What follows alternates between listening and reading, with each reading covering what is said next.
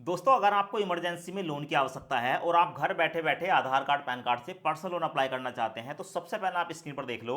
आज की इस वीडियो में मैं आपको पुणे वाला फिनकॉर्प लोन एप्लीकेशन पर हम पर्सनल लोन कैसे लेते हैं 2026 में लाइव प्रूफ कंप्लीट प्रोसेस दिखाने वाला हूं। सो उससे पहले एक बार आप यहां पर देख सकते हैं, स्क्रीन पर आपके सामने है पुणे वाला। यहां पर आपको कंपनी का नाम देखने को मिलेगा और हमारे बैंक स्टेटमेंट में जो पैसे ट्रांसफर हुए हैं वो 47,649 रुपए हैं। यानी कि दोस्तों, पुणे वाला फिनकॉर्प लोन एप्लीकेशन पर हमने लोन के लिए अप्लाई किया। ये जो लोन की अमाउंट है हमारे बैंक अकाउंट में ट्रांसफर हो चुकी है। उससे पहले आपकी जानकारी के लिए बता दूं, पुणे वाला फिनकॉर्प लोन एप्लीकेशन पर आपको 50,000 रुपये से लेकर 5 लाख रुपए तक का पर्सनल लोन मिलता है, जिसे आप 1 महीने से लेकर 60 महीने तक के लिए ले सकते हैं। और साथ में दोस्तों, यहाँ पर जो आपको लोन मिलता है वो आपको 24 एज प्लस होने पर मिलता है। यानी कि बहुत से लोग क्या करते हैं जिनकी एज 18, 19, 20 साल है, वो पुणे वाला फिनकॉर्प लोन एप्लीकेशन पर जाते हैं, लोन के लिए अप्लाई करते हैं, एप्लीकेशन हो जाती है रिजेक्ट। पर आपको ये गलती बिल्कुल भी नहीं करनी है। अगर आपकी एज 24 साल कंप्लीट हो चुकी है तभी आप यहां पर लोन के लिए अप्लाई करें। आप पुणे वाला फिनकॉर्प लोन एप्लीकेशन पर लोन अप्लाई करने के लिए वीडियो के डिस्क्रिप्शन में आपको डायरेक्ट लिंक मिलेगा। जैसे ही आप लिंक पर क्लिक करेंगे आपके सामने ये वाला इंटरफेस आएगा। सो यहां पर आपको देखने को मिलेगा एंटर मोबाइल नंबर, और यहां पर साफ साफ लिखा हुआ है एंटर, ठीक है, आधार लिंक मोबाइल नंबर। तो जो आपके आधार कार्ड के साथ लिंक फ़ोन नंबर है वही नंबर यहाँ पर आपको डालना है। उसके बाद आपके मोबाइल नंबर पर एक ओटीपी आएगा, ओटीपी यहाँ पर डालेंगे। 3 चेकबॉक्स देखने को मिलेंगे, तीनों चेकबॉक्स को सिलेक्ट करेंगे। उसके बाद अप्लाई नाउ पर क्लिक करेंगे। उसके बाद दोस्तों यहाँ पर कुछ परमिशन पूछी जाती है, उस परमिशन को यहाँ पर एक्सेप्ट करेंगे। अब उसके बाद आपके सामने ये वाला इंटरफेस आएगा। दोस्तों यहाँ पर आपको देखने को मिलेगा बड़ा वाला लिखा हुआ है पर्सनल डिटेल। यहाँ पर आपको अपनी पर्सनल डिटेल देनी है। जैसे कि सबसे पहले अपने पैन कार्ड का नंबर बताएंगे और आपके पैन कार्ड पर जो आपका नाम है अपना नाम यहाँ पर डालेंगे। उसके बाद आपके पैन कार्ड पर जो आपकी डेट ऑफ बर्थ है, डेट मंथ ईयर यहाँ पर डालेंगे। उसके बाद यहाँ पर अपनी कोई एक जीमेल आईडी यानी कि ईमेल आईडी डालेंगे। उसके बाद यहाँ पर आपसे पूछा जाएगा जेंडर, आप फीमेल हैं, मेल हैं या अदर, किस कैटेगरी में आते हैं, अपनी कैटेगरी को सिलेक्ट करेंगे। उसके बाद स्क्रॉल करने पर आपके सामने आता है ऑक्यूपेशन टाइप, आप सैलरीड पर्सन है या सेल्फ एम्प्लॉयड, ठीक है, यहाँ पर सिलेक्ट करेंगे। अब उसके बाद एड्रेस डिटेल पर क्लिक करेंगे। आपको यहाँ पर अपने घर का एड्रेस डालना है, लैंडमार्क और पिन कोड डालेंगे। उसके बाद सबमिट पर क्लिक करेंगे। दोस्तों अब आपने जो भी अपना पैन कार्ड का नंबर डाला है, आपके पैन कार्ड के नंबर के बेस पर यहाँ पर आपको आपका पैन कार्ड देखने को मिलेगा, आपका नाम, पैन कार्ड का नंबर और यहाँ पर आपकी डेट ऑफ बर्थ। तो आप ही का पैन कार्ड है, यस इट्स मी पर क्लिक करेंगे। अब उसके बाद दोस्तों यहाँ पर कंटिन्यू पर क्लिक करेंगे। यहाँ पर हमें बताया जाता है कि आप जिस बैंक अकाउंट में लोन लेना चाहते हैं और जिस बैंक अकाउंट की इनकम को वेरीफाई करना चाहते हैं उस बैंक को आप यहाँ पर सेलेक्ट करें। सो सबसे पहले यहाँ पर एक सर्च बॉक्स देखने को मिलेगा। पहले तो आप देख लें, अगर यहाँ पर आपका बैंक है तो ठीक है, नहीं है तो यहाँ पर सर्च करके आप अपने बैंक को सर्च करेंगे। यहाँ पर भारत के अंदर जितने भी बैंक है सबकी लिस्ट देखने को मिल जाती है। यहाँ पर हमने अपना बैंक सेलेक्ट कर लिया। अब उसके बाद पूछा जाता है कि भाई आपका जो बैंक है वो ये है। अब आपके बैंक में जो भी मोबाइल नंबर रजिस्टर्ड है उस नंबर को आप यहाँ पर डालेंगे। तो अपना फोन नंबर यहाँ पर डालेंगे। उसके बाद प्रोसीड पर क्लिक करेंगे। अब हमारे मोबाइल नंबर पर एक ओटीपी आएगा, ओटीपी यहाँ पर डालेंगे और ओटीपी डालने के बाद वेरीफाई पर क्लिक करेंगे। वेरीफाई पर क्लिक करने के बाद हमारा जो सेविंग अकाउंट है वो यहाँ पर देखने को मिल जाता है। उसके बाद लिंक सिलेक्टेड अकाउंट पर क्लिक करेंगे। उसके बाद प्रोसेसिंग स्टार्ट हो जाती है। फिर से हमारे अकाउंट नंबर पर एक ओटीपी आता है, उस ओटीपी को यहाँ पर डालेंगे और ओटीपी डालने के बाद दोस्तों नीचे आपको वेरीफाई का एक ऑप्शन देखने को मिलेगा, वेरीफाई पर क्लिक करेंगे। अब उसके बाद दोस्तों यहाँ पर देखने को मिलेगा एग्री वाला ऑप्शन, एग्री पर क्लिक करेंगे। एग्री पर क्लिक करने के बाद दोस्तों यहाँ पर आपको देखने को मिलेगा हमारा जो स्टेटमेंट है उसको फैच किया जा रहा है। स्टेटमेंट दोस्तों यहाँ पर फैच हो चुका है, your account is connected successfully. अब उसके बाद दोस्तों हमारा जो भी लोन का ऑफर होगा हमारे इनकम के आधार पर वो हमें यहाँ पर देखने को मिल जाता है। सो यहाँ पर कुछ टाइम के लिए यानी कि कुछ सेकंडों के लिए यहाँ पर हमें जो है वो वेट करना होता है और उसके बाद आखिरकार दोस्तों हमारा जो लोन का ऑफर है वो हमारे सामने आ चुका है। आप यहाँ पर देख सकते हैं हमें मैक्सिमम यहाँ पर 4,55,000 रुपये का लोन का ऑफर मिला है। 4,55,000 रुपये का मैक्सिमम लोन का ऑफर है, क्योंकि इस एप्लीकेशन पर मैक्सिमम 5 लाख रुपए तक का लोन मिलता है। तो इसमें से हम कम से कम 50,000 रुपये और मैक्सिमम 4,55,000 का लोन ले सकते हैं, जिसे हम 12 महीने, 24 महीने, 30 महीने और 36 महीने तक के लिए ले सकते हैं। साथ में बताया गया है कि अगर हम यहाँ पर 4,55,000 रुपये का लोन लेते हैं, ठीक है, तो हमारा जो रेट ऑफ इंटरेस्ट है, ब्याज है, वो 25% साल का पड़ेगा। 25% साल का मतलब है कि लगभग 2% महीने के रेट ऑफ इंटरेस्ट पर ये लोन हमें ऑफर हो रहा है। साथ में आपको यहाँ पर देखने को मिलेगा, ठीक है, यहाँ पर आप देख सकते हैं 2026 में हम इस लोन को अप्लाई कर रहे हैं, आपके सामने है। और अगर हम यहाँ पर 4,55,000 रुपये का लोन लेते हैं तो हमारे बैंक में जाएगा 4,35,923 रुपये, यहाँ पर आपको देखने को मिलेगा, क्योंकि इसमें कुछ प्रोसेसिंग फीस खर्चे वगैरह काट कर इतना लोन ही हमें यहाँ पर मिलेगा। सो इस लोन को लेने के लिए, ठीक है, जितना भी लोन लेना है आप अपने हिसाब से उतनी अमाउंट को सिलेक्ट कर लेंगे। तो फिलहाल आप यहाँ पर देख सकते हैं मैंने यहाँ पर पूरे 50,000 रुपये की लोन की अमाउंट को सिलेक्ट किया है। मैं यहाँ पर 50,000 रुपये का लोन लेने वाला हूँ 12 महीने के लिए। रेट ऑफ इंटरेस्ट 25% रहेगा।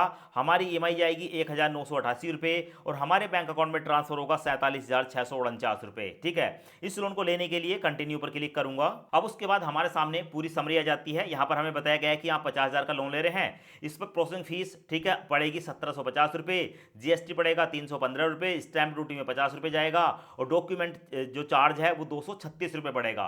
ठीक है, यहाँ पर हमें पूरी डिटेल बता दी कि भाई ऐसे जो है यहाँ पर पैसा कटने के बाद बैंक में जाएगा 47,649 रुपये। अब अगर हमें इस लोन को लेना है तो भाई कंटिन्यू पर क्लिक करेंगे। उसके बाद फिर से प्रोसेसिंग स्टार्ट हो जाती है और हमारे सामने ये वाला इंटरफेस आता है। फिलहाल आप यहाँ पर देख सकते हैं हमें बताया गया है कि अभी आपको कुछ और जानकारी देनी है, जैसे क्या एडिशनल इन्फॉर्मेशन है। तो यहाँ पर है कि सिलेक्ट लोन रीजन, आप इस लोन को क्यों लेना चाहते हैं, यहाँ पर क्लिक करेंगे तो यहाँ पर कुछ रीजन आते हैं, जैसे कि आप पर्सनल यूज, इसके साथ साथ बैलेंस ट्रांसफर, इसके साथ साथ बाय फर्स्ट हाउस, या और भी आपको ऑप्शन देखने को मिलते हैं।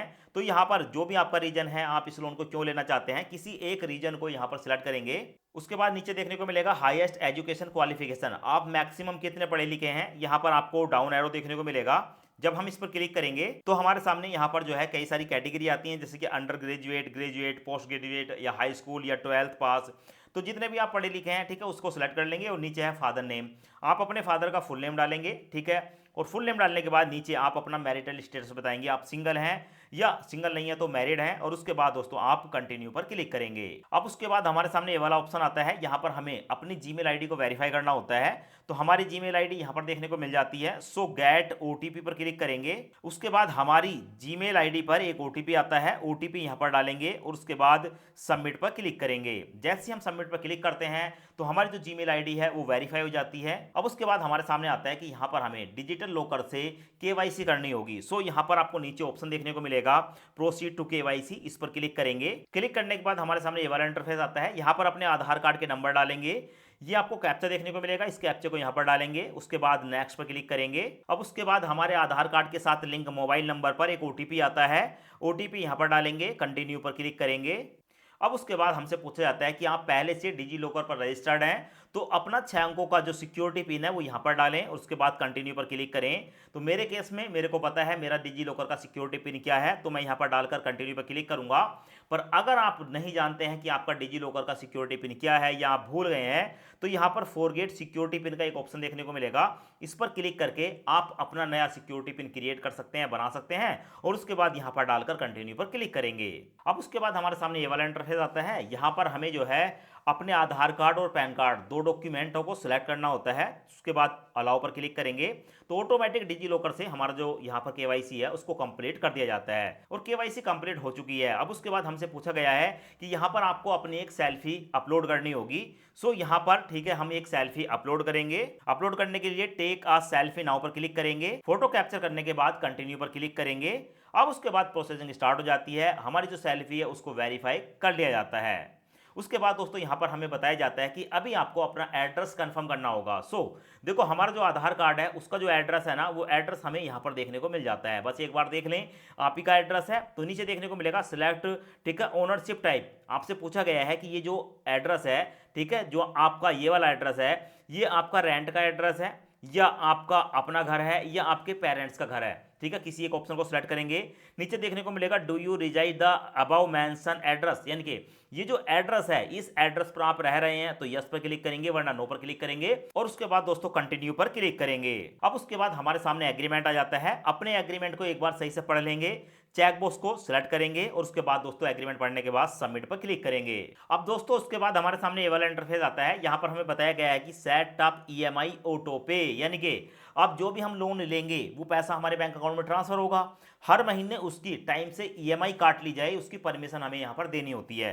सो भाई किस बैंक से आप ईएमआई कटवाना चाहते हैं, ठीक है, अपने बैंक का नाम बताएंगे, अकाउंट नंबर बताएंगे, आईएफएससी कोड बताएंगे और यहाँ पर आपको दो ऑप्शन मिलते हैं। आप नेट बैंकिंग चलाते हैं इसी अकाउंट से तो आप नेट बैंकिंग के द्वारा ऑटो डेबिट इनेबल कर सकते हैं, और अगर आपके पास डेबिट कार्ड यानी कि एटीएम कार्ड है तो आप उससे कर सकते हैं।